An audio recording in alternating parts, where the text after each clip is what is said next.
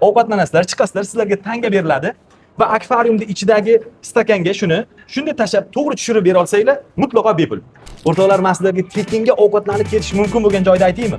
Omadinglar bo'lsa hech gap emas. Biz Afzal restoraniga keldik, milliy taomlariga. 10 kishi bo'lasizlarmi? Hisobinglar 1 million bo'ladimi? Hech qanaqa qizig'i yo'q. Ovqatlanasizlar, chiqasizlar, sizlarga tanga beriladi va akvariumda ichidagi stakanga shunday tashlab to'g'ri tushirib bera olsanglar, mutlaqo bepul.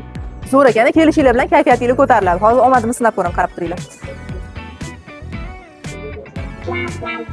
Adolat mana shu shashlikdan tanladi. Buni yemaslikni o'zi jinoyat.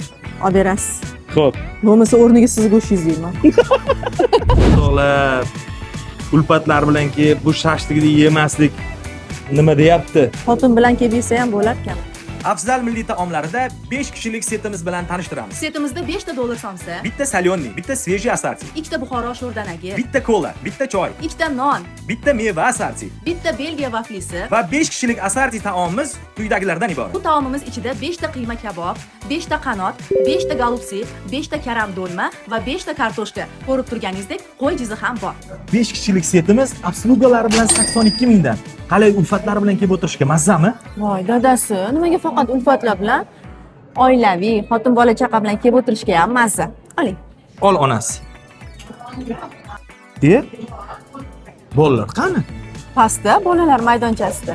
Aytgancha bu yerda bolalar maydonchasi ham bor.